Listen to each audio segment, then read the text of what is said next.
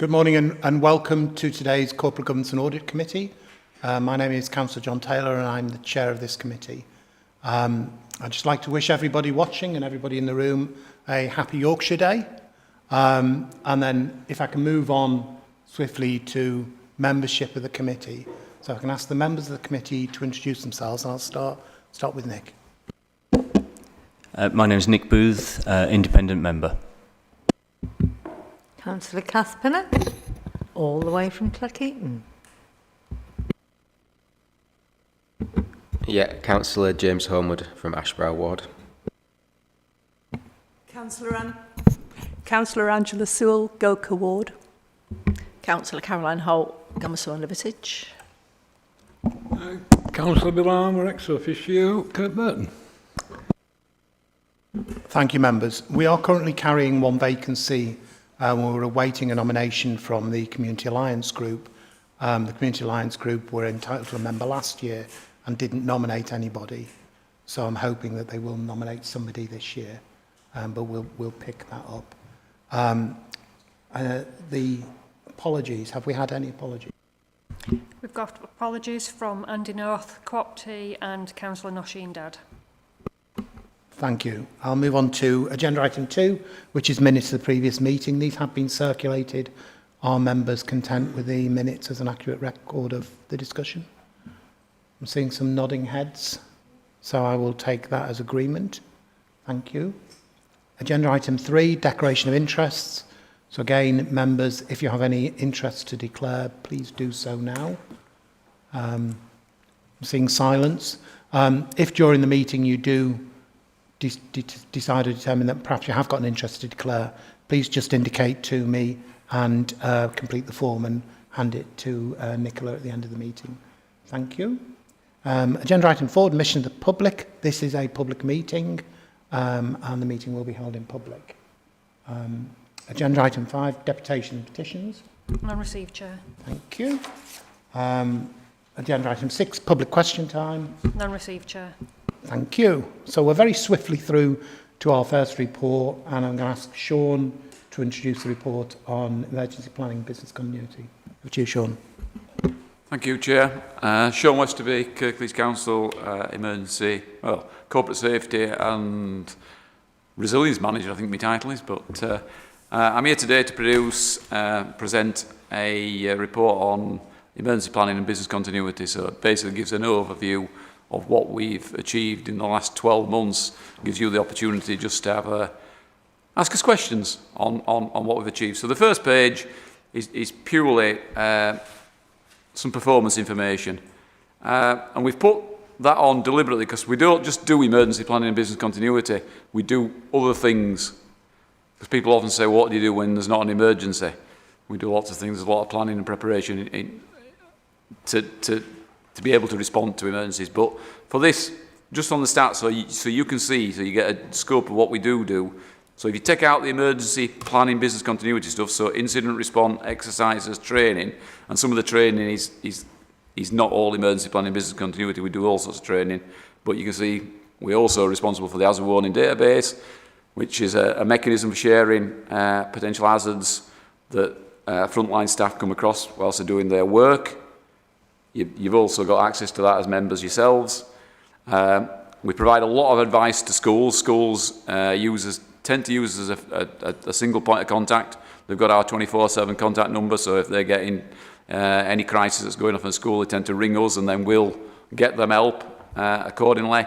And we also sign off their higher risk educational visits. So when they're taking people abroad on residential or higher risk activities such as open water, those types of higher risk activities, we scrutinise them and provide advice for schools.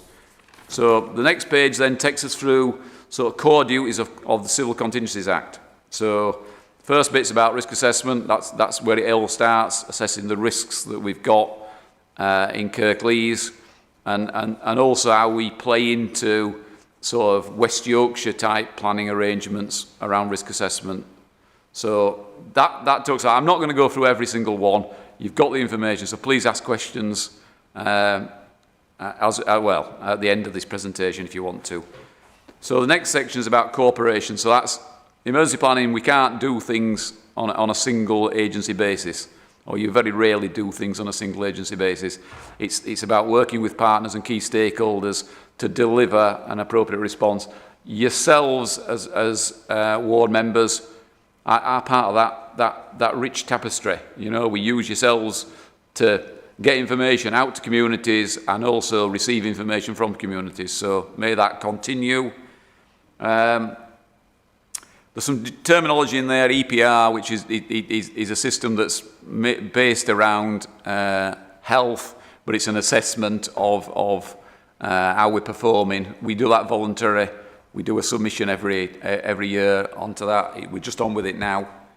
The stuff about working with West Yorkshire Resilience Forum, which is the local mechanism for that multi-agency working. So we're an active member of that. We chair subgroups, etc., etc. What else have we got? Information sharing.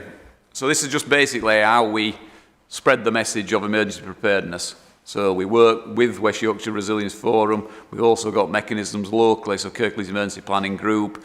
We've also got Protect and Prepare groups. There's different mechanisms we can use for sharing information. So there's a bit of information about that. We talk about Resilience Direct, which is a national system where we can all document securely and share them at times of crisis. And it takes us away from the council system, so it gives us a backup just in case there was a systems failure at Kirklees. God forbid we never have a systems failure at Kirklees, or we get a cyber attack or stuff like that. I've talked about Kirklees Emergency Planning Group. There's a corporate business continuity group as well, which basically is how we barometer check how services are doing, what impacts they've got, and it just allows heads of service a mechanism to report any issues that's coming up. We've also developed an emergency comms protocol. I said we developed, that's a bit naughty that, because we worked with comms team to develop that, but you might have seen that crisis communications sort of protocol, what we've got in place. Basically, it's how we work with you in emergency and how we can sign stuff off. What we do find is that when there is an emergency, there's always a void. If we don't get information out to a community, it creates a void, and it allows disinformation or misinformation. So the sooner we can get a correct sort of statement out of fact, the better it is for people to make informed choices. So that's on about that. Emergency planning, I mean, there's lots of information on there, but basically we're a 24/7 service. We're always available at end of a phone. That's not a public-facing phone, but the public-facing number is on the website where people can go to. It's basically via Kirklees Direct. We've talked about EPRR, so I'm not going into that. There's a bit of information about Kirklees Emergency Incident Plan. So that's the generic response for all types of emergencies, but there are some chapters that deal with specifics. So your severe weather, outbreak management, all that sort of stuff. It's all in there, and it's regularly tested and updated to make sure it's always up to date. We've got a training regime for staff and services, so we work regularly with staff to remind them of their roles, and then we test plans to make sure they're familiar with what to do. There's a bit about sort of training for schools. We got quite a lot of probably regional, national kudos for some workshops we ran in schools to bring them up to date, how the system works in an emergency. Because people just think police will turn up, which is usually the case if there's a public danger. But there's also a bigger mechanism behind that in preparedness, how we all work together to make that happen as a joined up system. What else have we got? There's a bit about council threat policy in there. We keep that up to date. So threat policy is basically there's a national threat level. If that ever changes, that threat policy just details how we are going to respond to that threat change. And it's usually dissemination of information and getting information back, because that's the key thing. You know, our best defence in keeping our communities safe is the communities themselves, in them telling us what they're seeing, what they're recognising, what they're concerned about, and then we can act upon that. I've talked about emergency planning enough. There's a bit about business continuity. I have talked about that mechanism we've got in place for keeping services going and then being able to sort of a barometer check on how they're doing and report things in. There's a bit about communicating with the public, and that's sort of making sure that we've got mechanisms in place for disseminating information. We've got some generic stuff on the website, what they can do to help themselves and all that sort of stuff. And we've got a bit about advice to businesses. That's more stuff that's on the website, but it's how they're prepared. It's 5-minute business continuity plan and that sort of stuff. So it just helps them think about how they respond to a crisis in their business and how they keep it going. And then there's other stuff we're getting involved in. I've already talked about those multi-agency workshops in schools.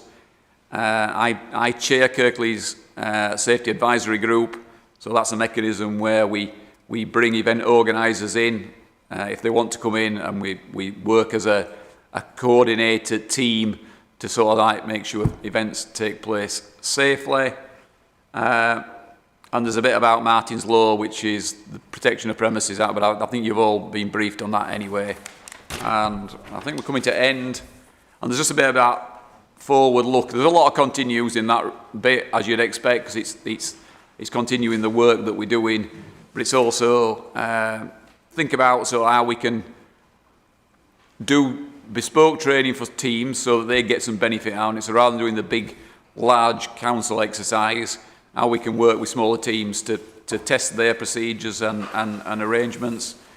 We've recently run a live exercise at Combe Valley to test how we set up a rest centre, because you know, like most of our major rest centres are at leisure centres, so it's like how we would set it up, how we would get all the equipment there to facilitate that, our staff familiar with their roles, etc., etc. And there's a bit there about the Evolve system, which is the platform we use for schools, so they're planning and delivering safe educational visits, and it's a mechanism how we sign it off. And I think that's basically it, really. There's a bit about the national context, but that's more how we work together at a West Yorkshire level. And I think that's just about it for me, so it's over to you to ask questions. I hope I haven't bored you too much with all that information. Thanks, Sean. Just before I bring in members, our co-opter who's not here today, Andy North, sent me some notes, so I'm just going to ask his questions first, if members are okay with that. So just on your report, he's asked two questions. And the first one is that clearly the council's heavily reliant on IT to continue to deliver services. Does it have an IT disaster recovery plan covering critical services, and when was it last tested? It has a disaster recovery plan. I haven't got the date of the last test in front of me, but I can find that off and let you know. But we've definitely got a disaster recovery plan, and also we've got the business continuity planning in that supports that. So disaster recovery plan is how the techies respond to a critical incident. Techies, I mean our technical teams within IT. Business continuity is how teams respond to an IT outage or whatever other outage it may be. So it's different level. One is a systems approach, how we're going to bring back systems in a methodical way to deliver our critical activities. So critical activities are usually the ones that keep people safe. And then business continuity planning is how teams respond to that disruption and how they work basically without IT. Thanks, Sean. And the second question was the team's role in approving educational visits sounds resource intensive and will require a different skill set and approach to corporate business planning. Is the team skilled, resourced and structured to ensure that both roles are carried out effectively? So my role is twofold. I've got business continuity, I've got emergency planning and business continuity one side of my shoulder, and I've got corporate safety on the other side. I am a chartered safety practitioner by profession, and everyone in my team are also, I've got a fully qualified environmental health officer in the team, and I've got other members of staff that have got the competency levels for health and safety, so they've all got NEBOSH certificates. So yes, we are all competent to do that other role. We took it on as a budget saving and a natural link to what we do, because most of planning for an educational visit involves a risk assessment. You know, it's looking at what you want to, what learning outcomes you're wanting to achieve, where you're going to go, what you're going to be doing, where you're going to be staying, how you're going to get there. We've got lots of information. That's what we use the Evolve platform. That's that's a national platform, and we just bring that. We ask the daft questions, because school, at the end of the day, schools are they've got good intentions, and sometimes we just have to take them back to basics and just say, are you sure? And yeah, so to answer your question, yes, we are all competent to deliver that advice. Thanks, Sean. I'll open it to members now. So I saw James, Caroline and Kath. So James first. Yeah, it was just a quick one about communications and stuff. So I understand what you explained about communicating with the public. I just wondered how we do that. So is it just the type of things we see around, like, on the website, on our social media channels, or is there, like, direct communication with specific residents? The reason I'm thinking about examples like, say, like flood risk. Do we have a communication where we actually directly warn people that their property is at risk of flooding, that sort of thing? So the stuff we're going to, so flooding is Environment Agency led. They're responsible for issuing flood alerts, etc., etc. We, as a key stakeholder, feed into that process. So if we know areas are at flood risk, we have a flood drainage team that tend to lead on this, but we link very closely with them because it's emergency response. So we work with the community to encourage them, for one, to sign up for flood warnings, so they get that early heads up that something's going off. Certainly, Councillor Pinnock, you know yourself what it's been like in Kirklees. Sometimes it's, yeah, there are some areas particularly at risk there. And then we also encourage them to think about how they respond to a flood. If you are in a flood risk area, is there anything you can do to protect your property? You know, your flood gates, your flood, the covers that go over drains and that sort of thing. So we do that side of it, but we've also got all the leaflets that we've got, the proactive stuff that just mirrors all the stuff the Environment Agency's got. So we do quite a lot of work at a local level. Emergency response-wise, I mean, people laugh at me when I say all you need in an emergency are some good knockers. And that's people that's going round talking to communities and trying to find out what their needs are, what help they need. Because at the end of the day, all the other stuff tends to be a sideshow. In an emergency, you want people on the ground, working with communities, working with yourselves to facilitate whatever needs the community might need. I suppose what I was thinking of, and thank you, that was a useful response. I'm thinking, so flooding was just one example, and I guess I'm thinking it probably more wider than just emergency planning where you're focused on. But my wider point is that as a council, I think I don't know how well we use the data that we have for residents. So whenever we want to talk to residents, the only way we seem to be able to do that is by writing them a letter a lot of the time, which obviously in an emergency situation, you know, you can't write them a letter to tell them that the house might flood, you know.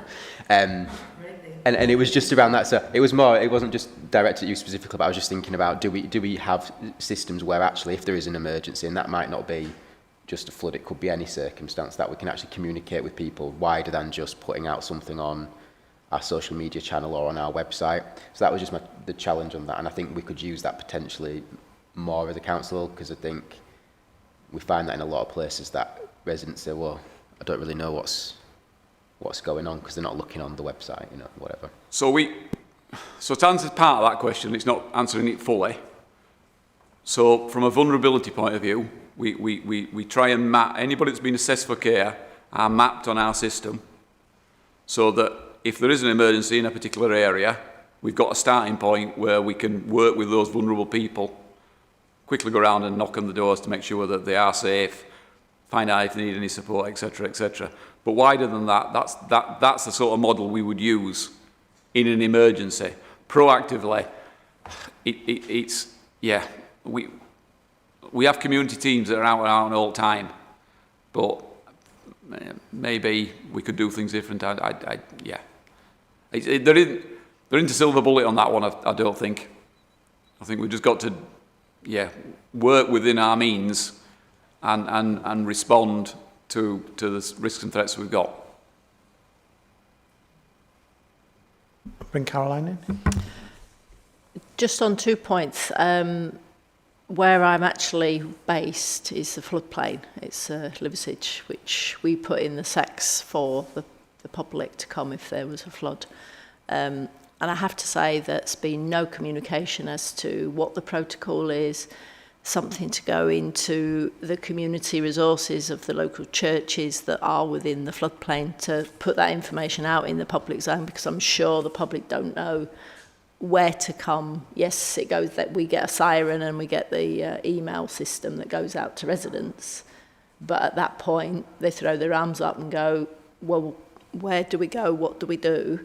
Because the knockers you've just referred to just aren't there. So there are members that have offered, because we have the flood sacks, but the only offer I've had as the people holding it is how to use the flood sacks. Well, that's a bit obvious. What we need to know is what happens in practical terms and how people actually, what do they do, where do they go, how do they actually secure their properties.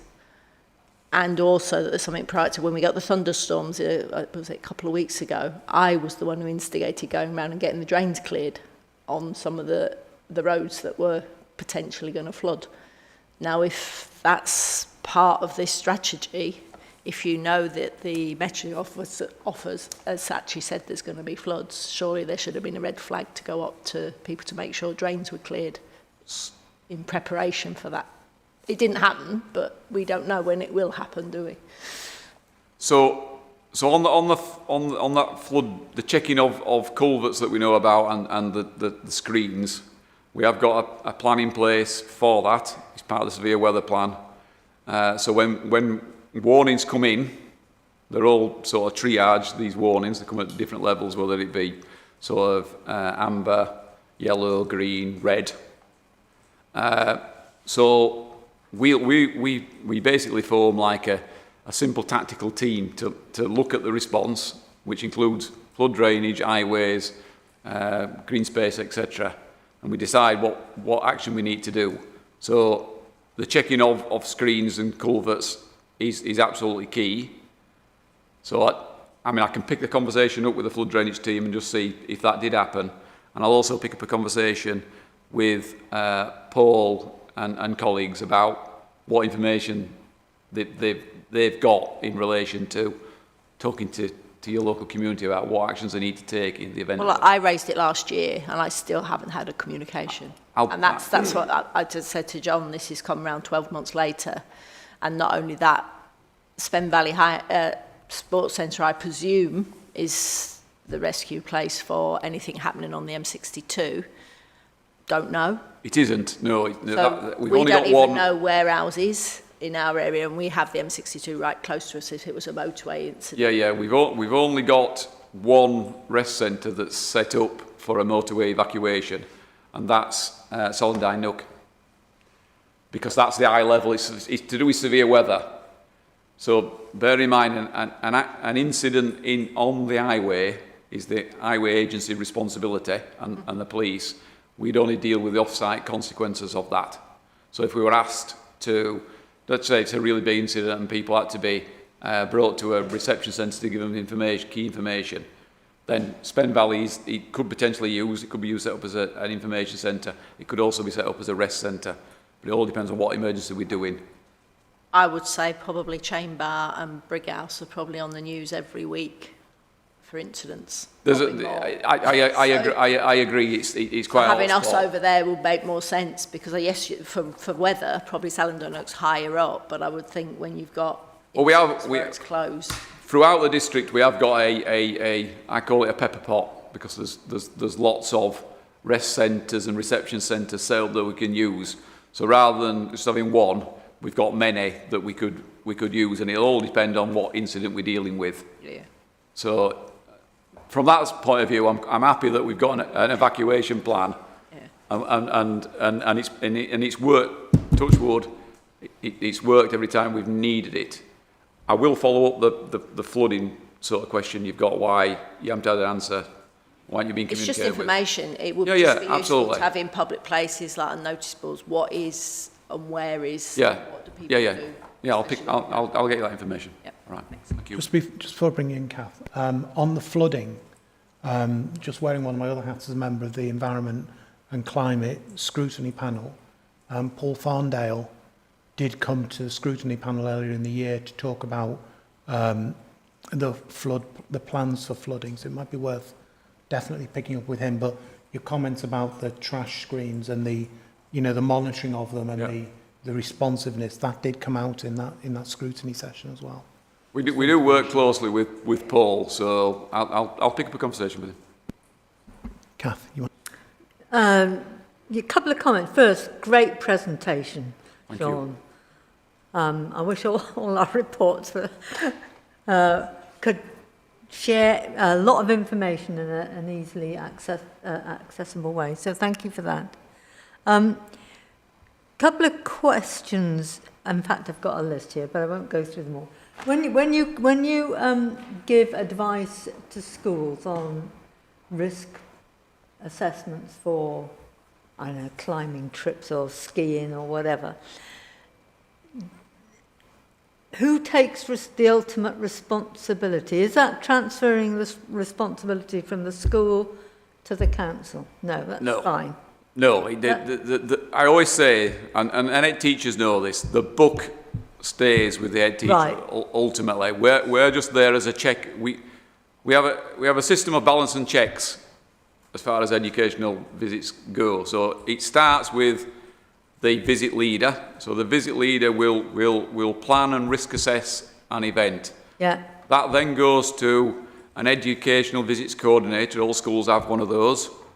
It's a different person, so it's a different pair of eyes looking at the same problem or issue. So they can feed into that risk assessment planning process. That then goes to the head teacher. Yeah. They look at it again, and they only sign it off if they're happy with that planning risk assessment process.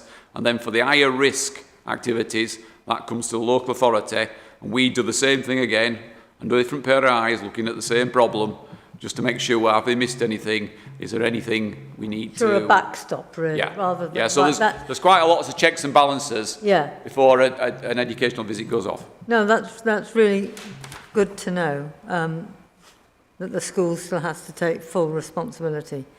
So the second question is about increasing conspiracy theories shared on, because we're dealing with one in Kirklees at the minute, about dangers and risks and all the rest of it. And you said it was important to get information out early. How can you sort of spread that to colleagues in other parts of the council? It's always a challenge. I mean, if we use the riots of 12 months ago, when Huddersfield Town Centre virtually shut down for no apparent reason, other than mis or disinformation, that was quite a unique challenge for us as an organisation, in that if it's a public safety matter, it's usually led by the police. The police were quite slow in getting their information out, which meant that put us a bit behind the curve, because we were in danger of stepping into a realm that's not our area. And it caused us a few problems. That emergency, or that crisis protocol we've developed is to try and speed things up so that we can get that information out quicker. But we've got to be careful that we don't step into a space that we become the problem, if that makes sense. We send out the wrong information that causes a crisis. So it's always a delicate balance, and I wish sometimes the activist in me is saying, just send a blooming message out, send a message out. But I do have to sort of like pull myself back a bit and sort of like, you have to verify things and check things before you can jump nearly. So yeah, we recognise it as a challenge. It's not just us, it's most agencies have that same problem. even the police, because it's got to go through Oh, such yes. a level of sign-off. And by that time, the world has spun a bit, and you're playing catch-up. If we look at some of the tragic incidents that's happened over the north of Kirklees to do with sort of stabbings and stuff, Yeah. you're frustrated because we get stuff that's not in the public domain, and you think, well, just tell the community, because they already know a lot of this anyway. Because you know what social's like, don't you? Yeah. It flies. So people spread information through their own networks faster than we ever can, but sometimes that information isn't always accurate, and we just have to. Sometimes you have to step back a bit and recognise that the authoritative information is going to be a bit slower, because it's got to be. We've got to make sure it's factual. Totally agree with that, Sean. The difficulty is, as you've described, is that the misinformation or misinterpretation, perhaps is a better way of putting it, is already out there. Is there something where you could, there's a sort of stop and think message goes out? You know, because it's, once the message is out there, it is really hard to get people to think that maybe they've not interpreted what's gone on or not heard the total story. All I can say is it's a challenge. We recognise it's a challenge. We do encourage our partners and ourselves as an organisation to quickly assess the situation, verify the situation, and get some information out as that reassurance message. But there isn't a silver bullet on it, and yeah, we have to work. No, I accept. We have to work as a system. We can't step into a zone or into an area that isn't our field. No, I accept that, Sean. So one immediate issue, we've talked about flooding, but actually the biggest crisis, I think, is water shortage. If we're, as I think the last figure I saw was down at 47%, and I know 40% triggers another wave of, if reservoirs at 40%, trigger another wave of all sorts of action, legal action, statutory actions that the Yorkshire Water can take, which will impact businesses and particularly. So do we have a role to play in that? Because that is an emergency, it seems to me. It is, and the simple answer, yes, we do have a role to play in that. Yorkshire Water are the lead agency because they're the ones that manage our water resource. We're a key stakeholder, a partner in information sharing. So they're sharing the levels of the reservoirs, they're sharing the drought plan. The drought plan, there's 4 stages of escalation in it. First stage is business as normal. We're at stage or level 2 now, which is sort of like the first stage of them bringing in restrictions. So we've got an hosepipe ban at the moment. We, as an organisation, are not affected by that hosepipe ban, but we recognise that the impact of our actions can influence people's behaviour. So we've thought about, are we going to leave all those water sort of fountains on in parks? Well, the decision is yes, we are, but they won't be refilled. So they'll keep operating until they get to a level where they can't operate, and then they'll be switched off. We're thinking about sort of like washing of vehicles and other stuff. So we conserve as much water as we can. Allotments, they're not covered by the ban, but we've also sent stuff out to allotment users and just say use water sparingly, because food production is not exempt to the restrictions at the moment.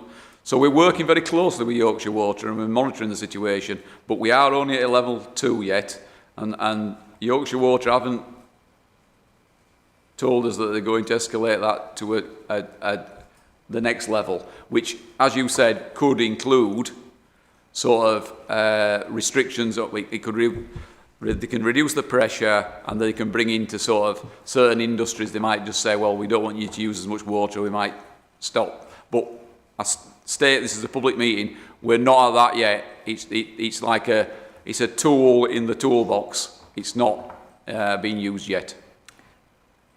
No, thanks very much, Sean. All right, Thanks thank for all you do. Thank you. Thank you for your nice questions. Has anyone else got any questions? Well, thanks, Sean. I think this is for us to note. So is the committee content to note? Thank you. We're going to move on to agenda item 8. And Sean, are you presenting for us? Thank you, Chair. Good morning, everyone. My name's Shauna Coyle. I head up People Services. I'm going to do a very brief introduction before I hand over to Michelle Moss, who's our HR Manager for Learning and Development. So at a recent committee, there was a request for an update on mandatory training. So we are here today to provide an update excuse me, on the Council's revised approach to mandatory training, which through Michelle's update, you will notice that we refer to as compliance training. So I will hand over to Michelle to pull out some of the key points from the paper. Thank you. Thanks, Shauna. Morning, everybody. As Shauna said, we're bringing an update on our review of mandatory training, and one of the key things is to change the title of it from mandatory training to compliance training. And that covers both statutory training, which are the things that we don't have a choice about, so the things that everybody has to do, and then mandatory training, which are a little bit more in the gift of the council, so what's important to the council that the council believes everybody should be doing. So one of the key things that we have put forward as part of our changes is that those both statutory and mandatory training will be supported by an annual programme of videos, so things that are kind of a bit more briefing focused of things that are important to the council rather than being training that everybody has to do, and also an annual staff checklist which is in development, which is a bit more of have you done this, have you done that, have you got a copy of your driving licence, those kind of things that we're kind of slipping into mandatory training, so separating things out a little bit and trying to make things a little bit clearer for the organisation. What I just wanted to point out was when we talk about compliance training in this report here, we're talking about compliance training for everybody everywhere. So regardless of your role in the council, how many hours you work, whichever role it is that you do, this is the compliance training that's required of everybody. So it doesn't cover so it's the more job-specific training. So for example, social workers would have a very different programme of training that they have to do to other members of staff. So this is for everybody everywhere across the council. We have some of the developments that we've put in place as part of this review is recognising some of the challenges that we've got in terms of reporting and recording on compliance training. As you'll appreciate, the council's made up of a wide range of different roles across the council, with a large proportion of frontline roles which have slightly less easy access to some of our e-learning. So we have our compliance training is delivered, so we have e-learning that covers all of the compliance training.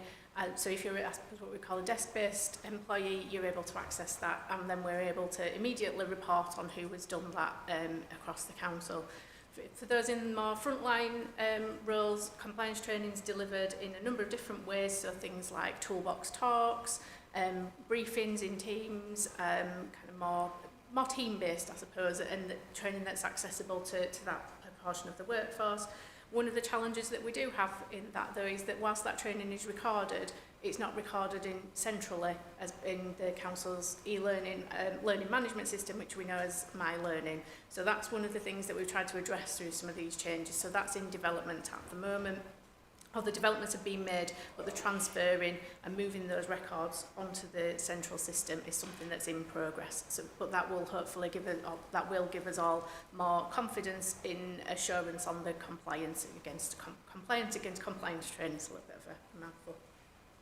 And so there's a number of actions that have been taking place. So like I said, we've made some investments in the system to be able to better report on the training that's done offline.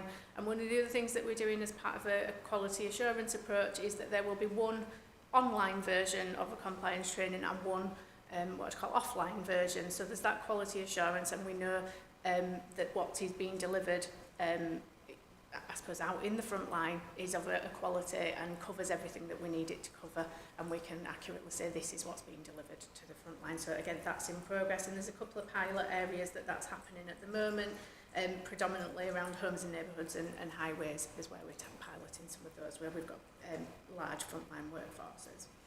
And I think another key point to note is we launched revising and re-looking at some of the training that's there. So we have just relaunched or launched a new GDPR compliance training that's been out for a couple of months now. We're getting really positive feedback on it being accessible and engaging to a topic that's perhaps been a little bit dry in the past. So we've seen completion rates of that at quite very high levels. For it's something that's been soft launched and only very recently communicated out to the workforce. So that's something that's positive as we go through. So that's it really. We just wanted to share some of those updates with you. I think everything's contained in the report, but if anybody has any questions for us. Thanks, Michelle and Shauna. I'll bring members in shortly, but as I mentioned earlier, one of our co-optees who's not here today sent me some questions. So I'm just going to go through those first, if I may. Questions from Andy. His first comment, there's a risk that training takes up too much staff time. Does ELT consider time commitment before approving mandatory or compliance training? Because Appendix A doesn't show that information. I think it would be useful to have an understanding. And he follows that up with, what is the expected overall time commitment for each staff member in the year? And then finally, the committee should be assured that exclusions are reasonable. A discussion on what training was not considered mandatory excluded and what basis would be helpful to clarify the rationale on this. So if you wouldn't mind picking those up first, please. Yeah, thank you.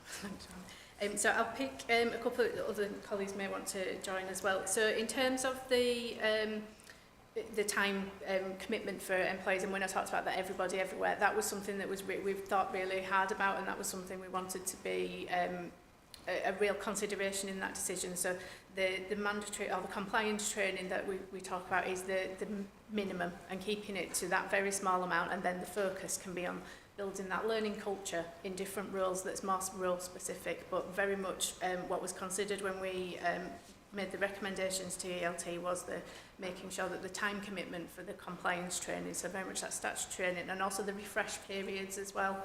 So some of them have got 3-year periods, some of them have got 1-year periods. So just taking that general review of that time to hire, time to have recruitment in my brain, time to complete that mandatory training is absolutely considered in part of that. We've also, part of the recommendation was that we will go to ELT on an annual basis with I suppose a check and challenge on what is deemed to be mandatory and important, and the bits that we refer to in terms of the appendix. So those are the things that would, I suppose, come out of the mandatory and compliance training, that annual checklist and the I suppose briefings across the council of what's important. So some of it's in development, so we're kind of about 6 months in, so I would expect.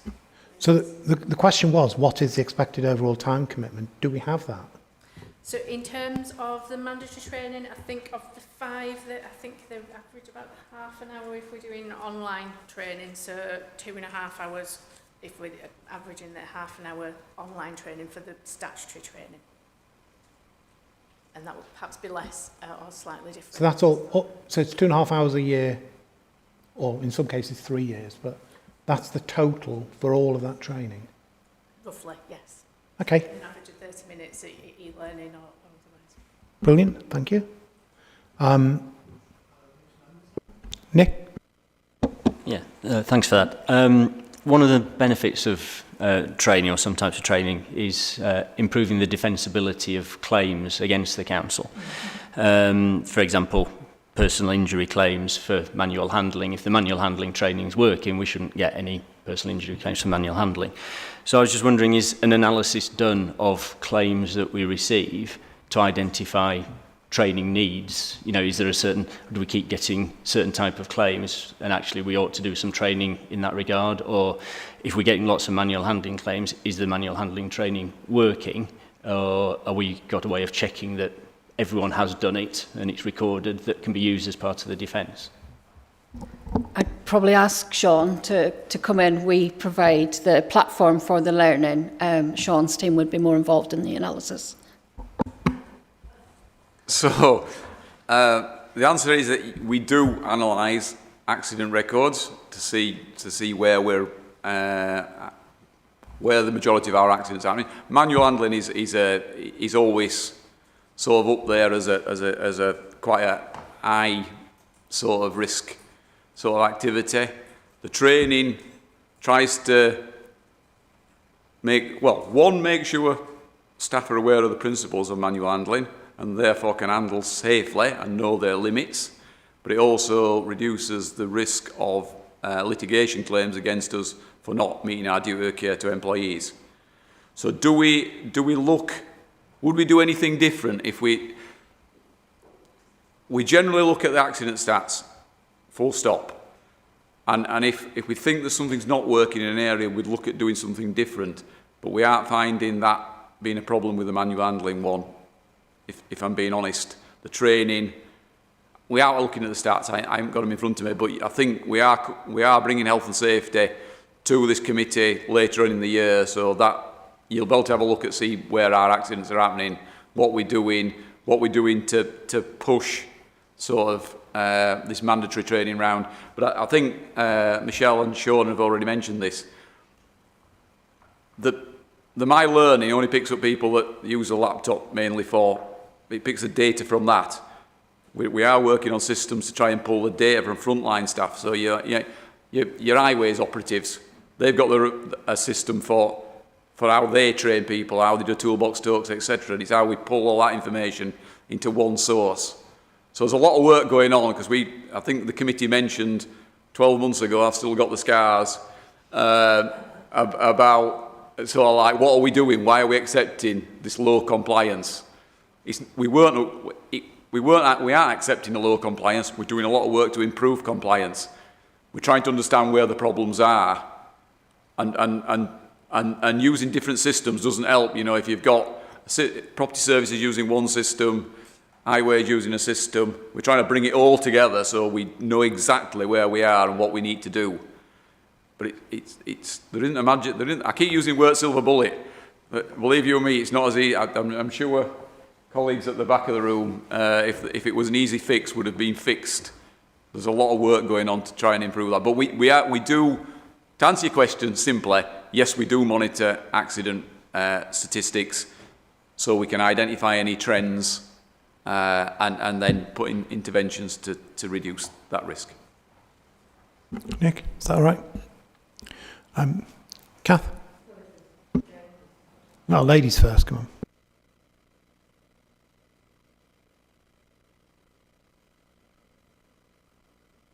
on. Good job I didn't say anything else. Key question about training is, how do you ensure, A, that people do it? You know, do you have 100%? Very unlikely. So what is it? Because the figures aren't in there, and that would be helpful for us to know. Because it is really difficult, I accept that, in getting folk to do what some people may regard as a petty requirement of the council. So that would be the first thing. And then the second thing, having had to do online training for various roles, do you know, it's quite easy to whiz through, click this, click that, and actually in the end I think, wonder what I've learned. So I accept it again that e-learning is probably the only way you can get colleagues to engage in some basic training.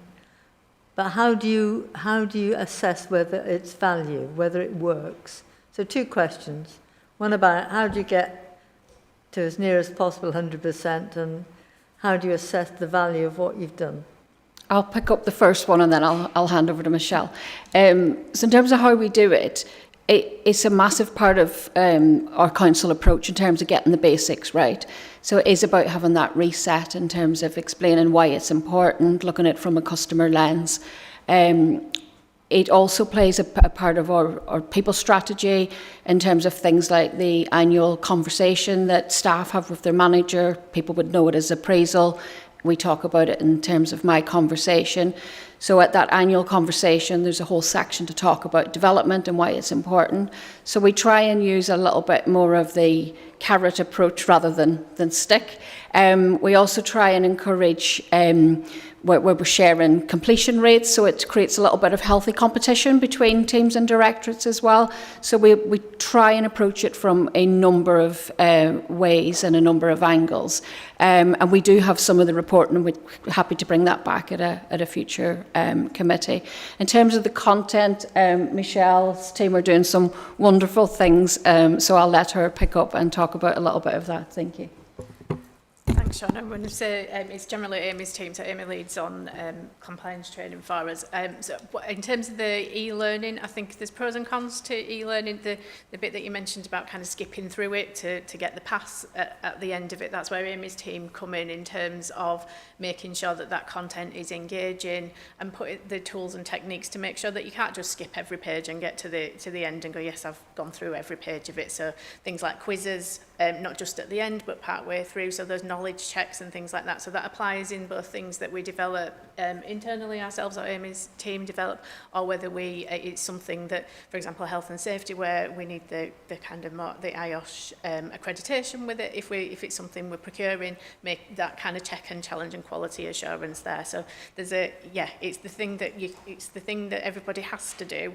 So the part of the challenge to Amy's team in particular is how do we make that as engaging as possible? And as Shauna said, how do we get the whole organisation to be in a space of wanting to do it rather than it be the annual chore that you have to do? Yeah. No, thank you. So I didn't really get an answer to my how do you make sure everybody does it question, and you know, what's the current percentage for mandatory training? Is it 90+%? I mean, as you said, we'll never get to 100% because there'll always be a proportion. No, I accept that. So yeah. One of the challenges that we've got that we're addressing through the changes that we've talked about is that offline workforce and online workforce. So some of that's the challenge, which is why we've probably not brought the whole picture statistics today, because we know that it happens and we've got offline records, and what we're working towards is having those. Yeah, but let's just take. I mean, I accept the challenges you've got for different areas of council employment. You know, doing their own training. But let's take the ones who do it online, mandatory training. Yeah. What percentage actually do it? Actually do. So I'm from I think it's fair to say over 60%. Is where 60 at any point in so that is not good, is it really? It's not great, and that's why we're doing a lot of this work. How do we get the organisation to want to do it, but also that compliance, the reporting, so we're able to kind of do more targeted activity about where it's not happening. When we've talked about those refresh periods as well, so I could have done my health manual handling training 364 days ago, and it's valid last week, but next week it's not valid. So there's always that pattern, but we know we need to improve. This isn't a criticism of you. No, absolutely. That's not, we need to improve. what I'm getting at is, if the council is saying that this is mandatory, hey, it should be mandatory. And, you'll always get some, for various different reasons, where you don't get anywhere near 100%, but you ought to get over 90 if it's mandatory. And there has to be, it seems, because the difficulty is it then opens the council up to difficulties if things go wrong. So I'd quite like to hear in a future meeting what you're going to do to get a greater Sean's gonna. We can definitely bring that back. I think it's really fair to say to the team, this is very early in the journey of having it all in one place as well. The adults and learning and development team moved across into the corporate team last year. So we're definitely early on the journey, and we'd be really happy to bring back some of the statistics, and hopefully the carrot approach continues to work. But yeah, at some point, if the completion rates aren't where they need to be, we would look at with other methods to increase that participation. I mean, using Sean's what they've done with the health and safety training, we've got a good role model and a good record to look at. So just before you come in, Sean, I'm just going to come in if I may, Kat. The reason you're here today was because last time you came, we were very unhappy with the stats that were produced. So I must say, I am disappointed that you haven't got anything to bring with us. And I echo everything that Kath has said, and I can see other members nodding as well. The question you really want to ask is, if people aren't completing the mandatory training, what happens to them? So there ought to be some sort of, I can't think of the right word, there should be some sort of consequence of not completing it. So does it mean that they can't do their job? Does it mean that they're on a performance review? What do we do if people aren't completing the mandatory training? Because there's got to be a consequence, otherwise it isn't mandatory training. So if you could answer that one, please. If there's a training requirement that's an absolute essential of the job, and you cannot do the job without that, I think Michelle gave the example of there'll be social work qualification, for example, that absolutely have to be in licence, in place, and up to speed. What we're trying to do is, one, narrow down the list of what's required in the first place, because the previous list was probably too wide and too big. The time that takes for staff, if someone's working on a contract of 5 hours a week, what's realistic for that person to be able to do within that time, as well as do the responsibilities of the job.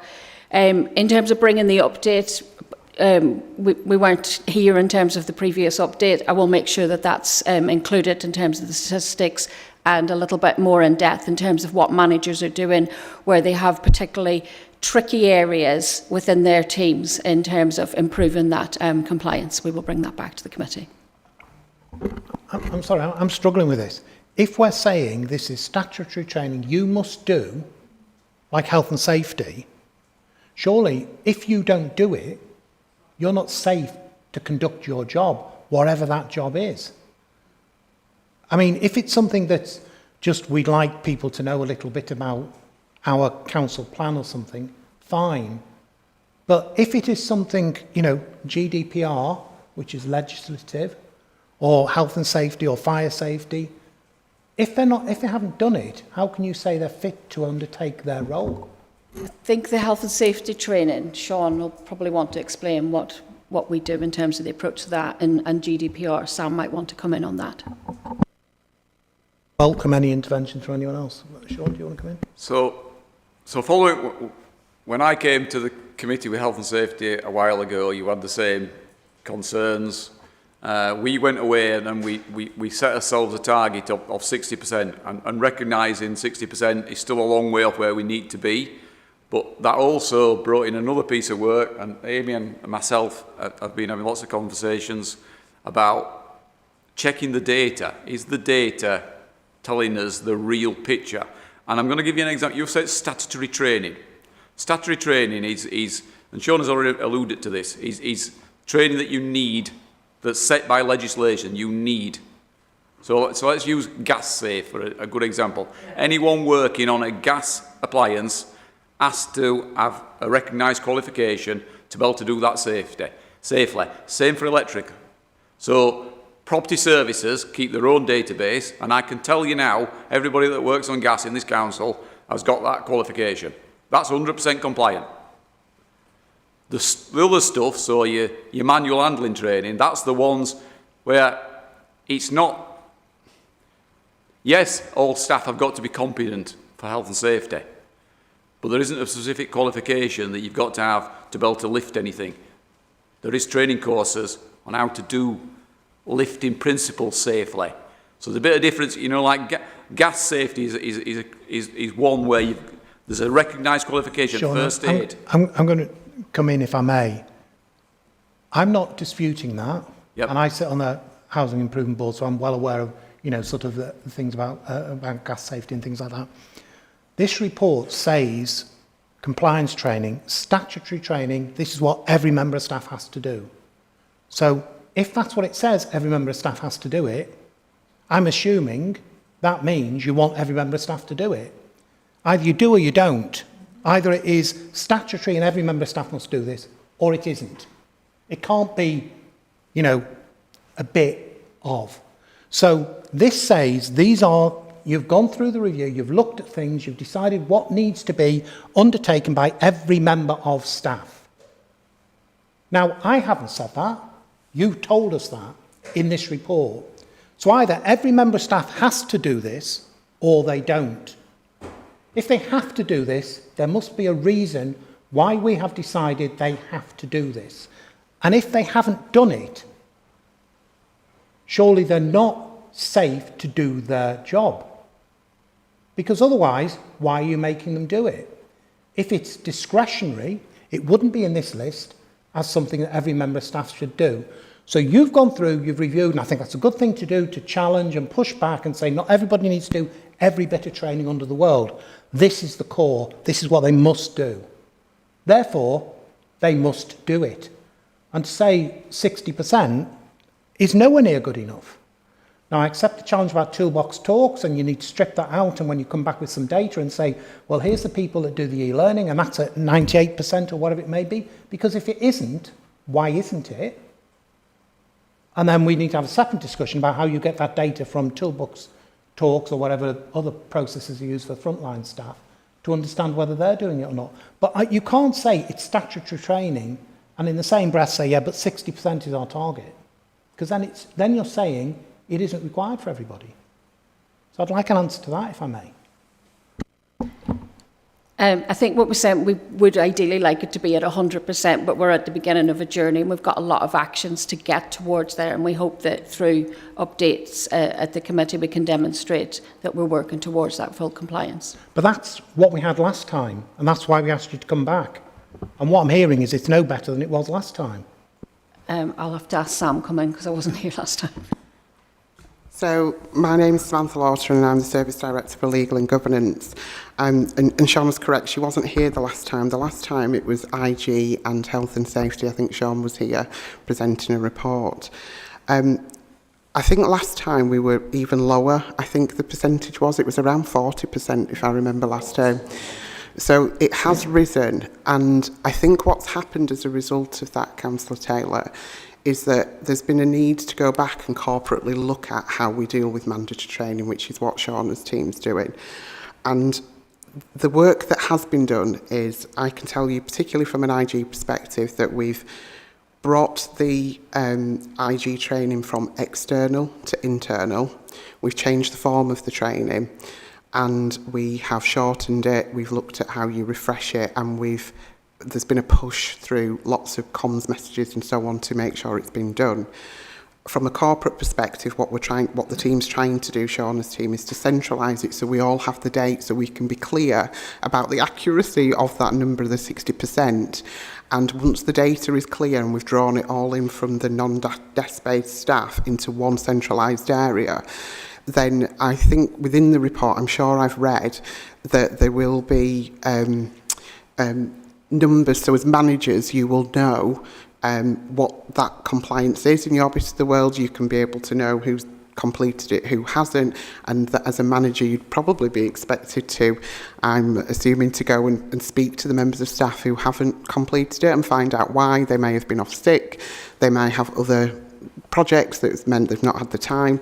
But I think there is an expectation that we do bring up this number, and part of the work that Shauna's team is on a journey to put those things in place so that we as managers can ensure we have those conversations and that we ensure that there is a higher compliance for what we need. So that's what we're aiming towards. And my understanding is once the data it will be coming through SLTs. I think I've read that in the report, remind me if I'm wrong.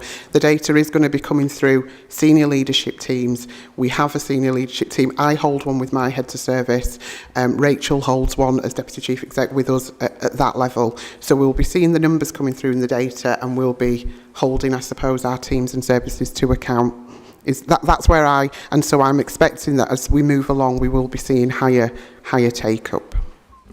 I suppose, sat here listening, what I'm not feeling reassured about, and that's our role as a committee, is to receive assurance, is the language that is being used by all of you is almost making excuses for the fact that we're not setting that expectation now. We're going, well, 60% is better than 40%. And we'd like everybody to do it, but not everybody has. I'd be much happier if you were saying, I'm really disappointed, because my expectation is I want 98% performance. We're not getting there, and these are the actions I'm taking urgently across the entire workforce to get there. But I'm not hearing that at all. I'm hearing a much more passive and accepting of poor performance. And sorry, I don't think that's good enough and acceptable. And it's your responsibilities to make sure that staff undertake the statutory and mandatory training that you specified as statutory and mandatory. And I don't feel I've got any assurance today that you see that as something that you urgently need to address. And that's the challenge I'm going to present to you. I'm not necessarily saying come back to me and answer it. What I'm saying is you have failed in your role today to give us assurance that you're on top of this. And that's my reflection. I don't know whether anybody else wants to come in. James, by all means. Yeah, I won't labour the point because what I was going to say was going to be similar to what's been said. But I suppose just looking at it overall, that's my feeling, is that we're here to be a governance and audit function, and we cannot be assured that we're compliant on mandatory, or whatever you call it, compliance training. And I think that's the position that we're trying to get to. So we can have a discussion about, well, people who do gas have a certificate or whatever, but we don't want to know that level of detail. We want to be able to see how we've got those controls in place to see, so we can see and judge that, and we can't do that at the moment. And it doesn't feel like we've made a massive amount of progress from September, whether it was to now.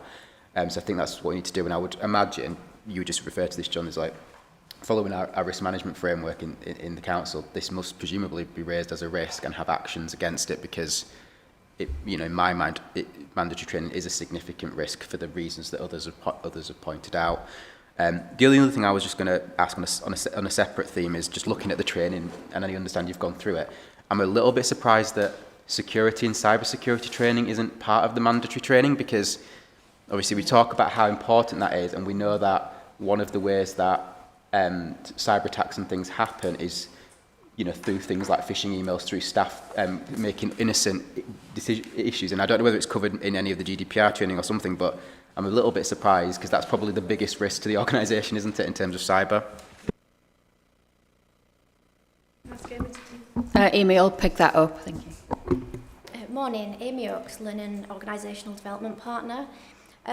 So the key themes that Michelle talked about in terms of briefings and things, it actually comes under that. So we've spoken with IT, and it will be one of those key themes that staff will be regularly updated about. So rather than just one training programme, it will be something that's a regular theme throughout the year and staff are updated on.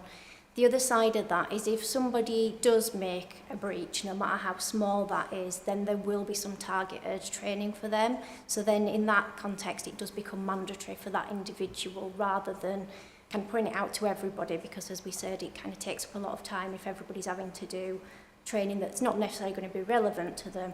So it's that if there is an issue, there's targeted support, but generally there'll be a theme of kind of risk and cyber security throughout the year.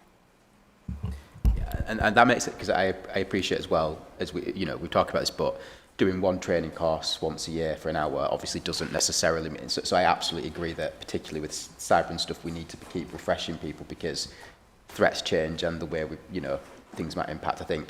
But then thinking back to our earlier discussion, if that's the way that we do it, how then do we assure ourselves that staff are getting that training and etc.? Because to me, it's quite important that we're really clear on that security lens. But yeah, I'll leave that there. Thank you.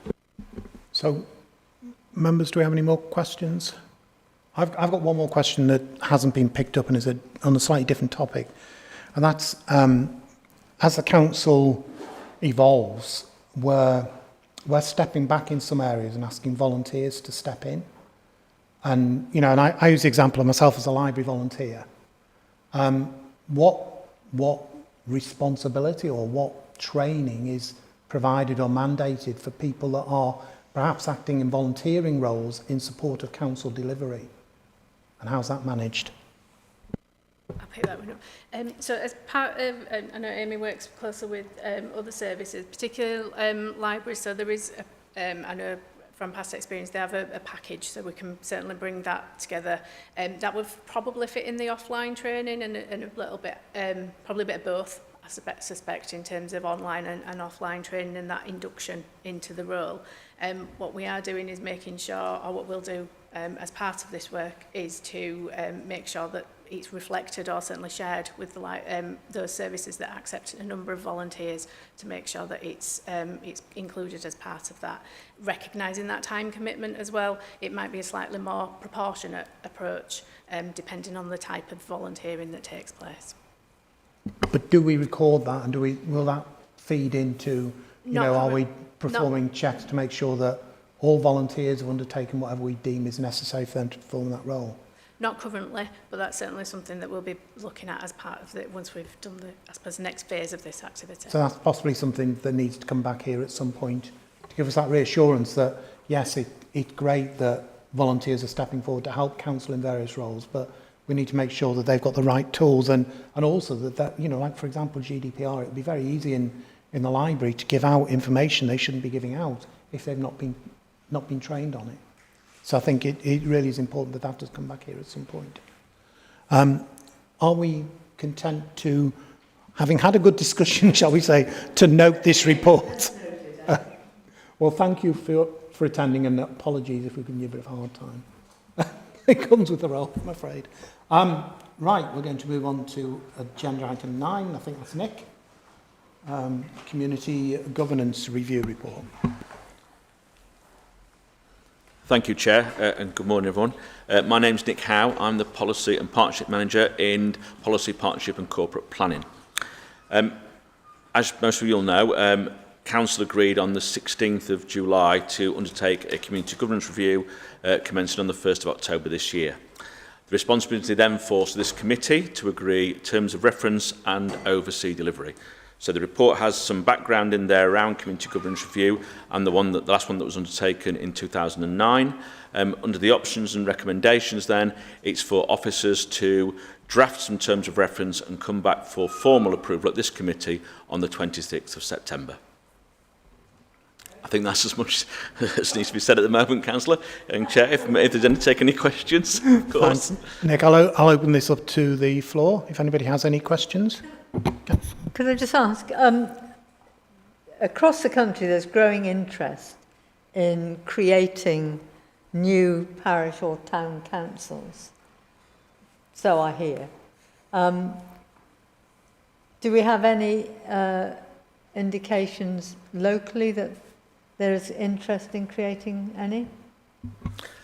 Personally, I don't have any indication, but again, that will be part of the first round of consultations. Right. I would expect that's when we will get submissions, indications, comments, whatever. It will be that first round of consultation where we get that. Right.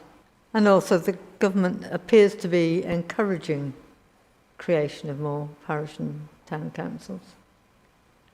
I say appears because I think I've read two contradictory sort of statements, but maybe Harry or James might know. No? No. Anyway, no is your answer. Thank you. That's it. Any other comments from anyone? Actually, I've got one to read out from Nick, haven't I? From Andy. Just bear with me.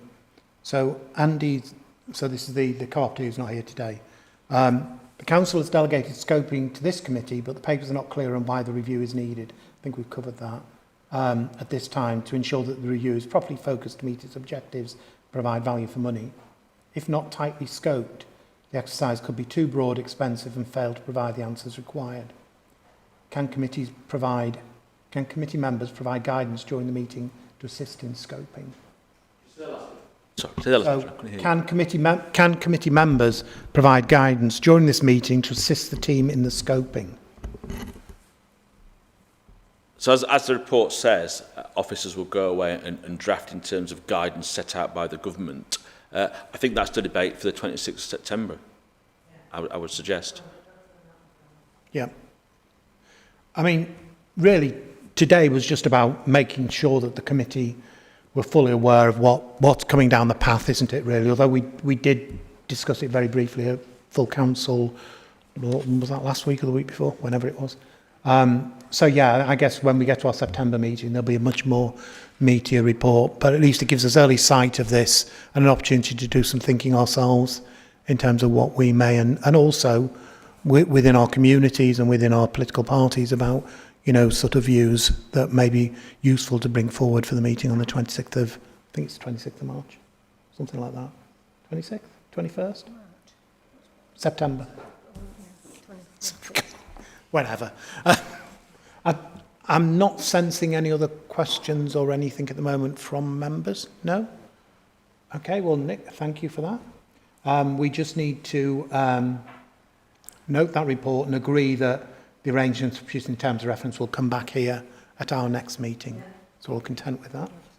And we will then oversee delivery of that as it goes through its process of public consultation, review, public consultation, etc. Right, we are now on to agenda item 10.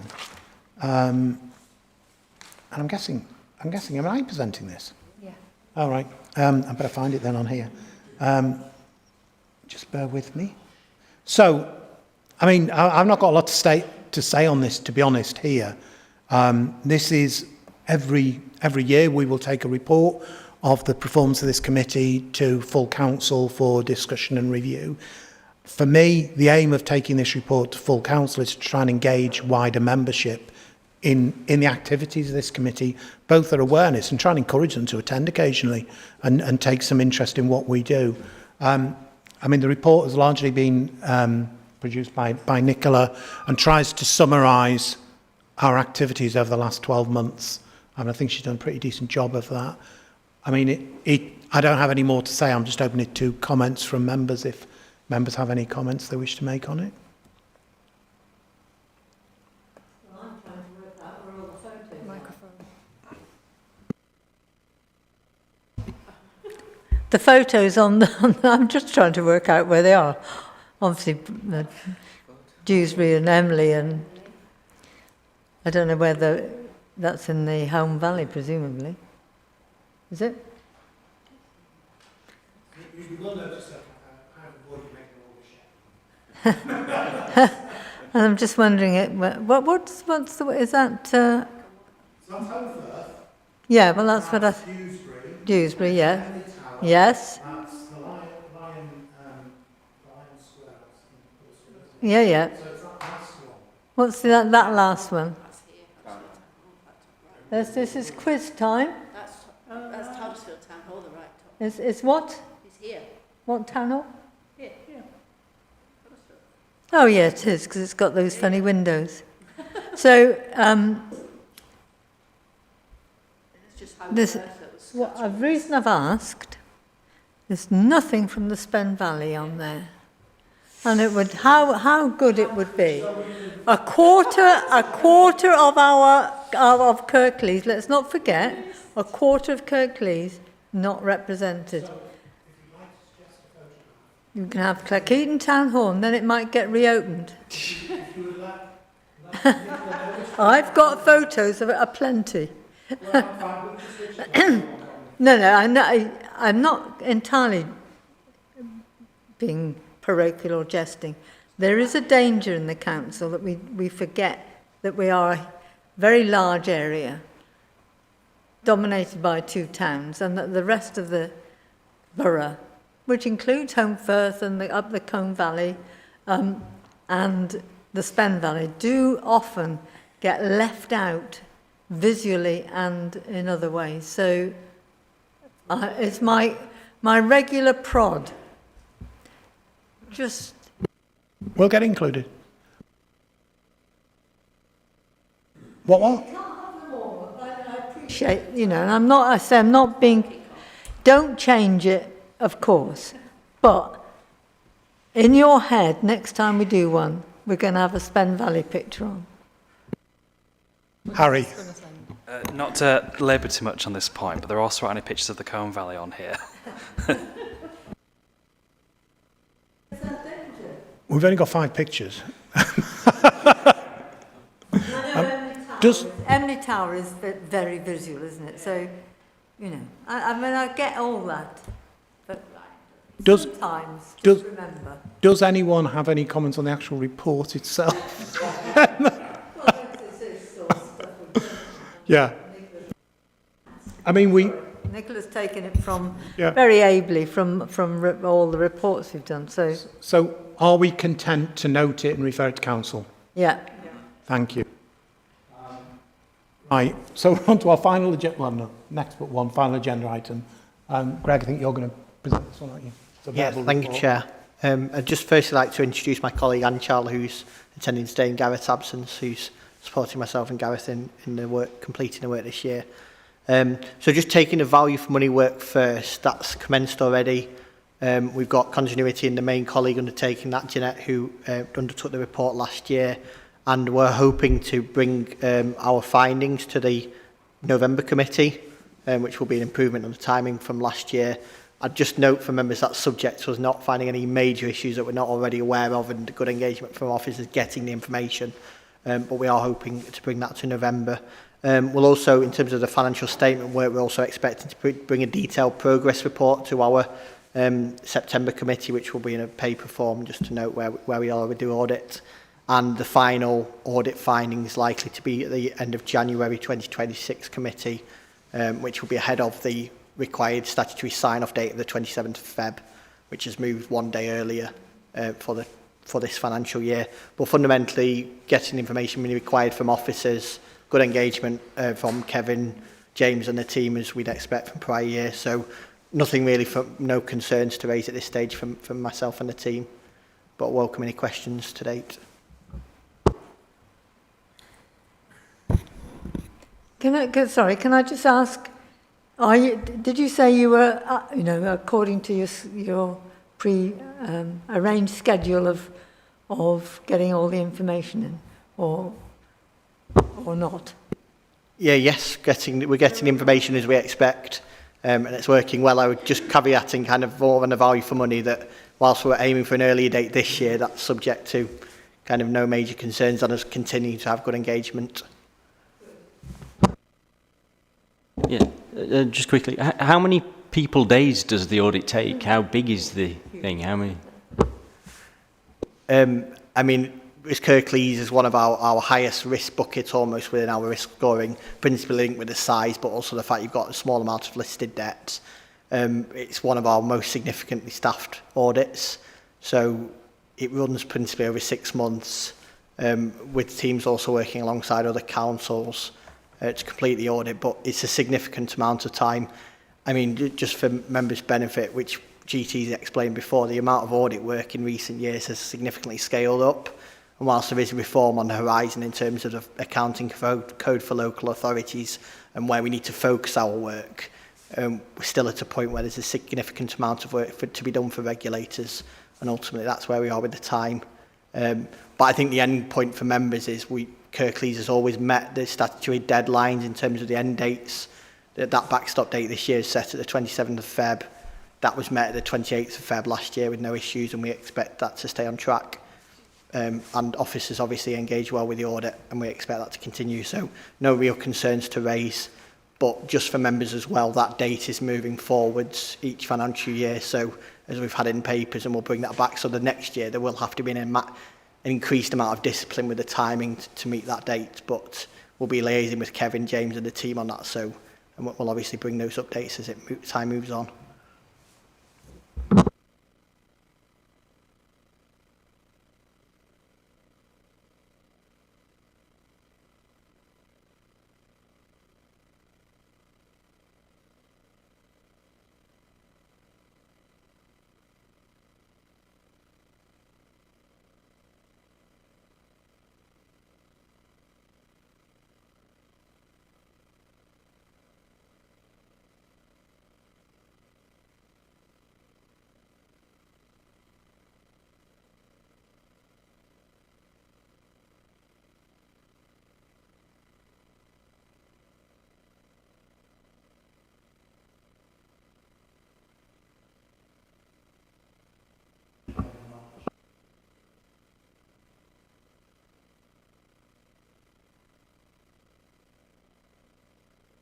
to the it'll go to the March meeting of the council rather than going to the annual meeting in May. Just to... No, the date in your plan says February. Originally we were talking March. Yeah, so we just, it's just if anybody's listening really, to be honest, Kath. Yeah. Anything else for any members or anyone present? Yeah, go on, James. Just on that point, I'm just sorry, I haven't really thought about it, but just thinking about it, is it, so we're going to take constitutional changes through council in March, then have all our elections where none of the same councils may be here, and then they have to then, we've just agreed does that make sense? I'm just trying to work out how that if that's why that's the case. Because that's how we should normally do it. We normally would always go to try and aim for the last council meeting. Sometimes because there are so many constitutional changes or they want amendments, it gets knocked back and we end up at the AGM. But that isn't best practice, that we deal with constitutional changes at the AGM. And this year, because we've got all out, I felt it was appropriate that we try and get the constitutional changes done within the year. So yeah, that's my aim this year. It's actually the opposite of what I'm saying. Yeah, that makes more sense because then you've got a clear year ahead rather than an annual meeting and not having a clear path for what the arrangements are for that. That's right. Yeah, makes sense. Thank you. Right, well, if there are no more questions, I'll thank members and officers for attendance and formally close the meeting. So thank you all.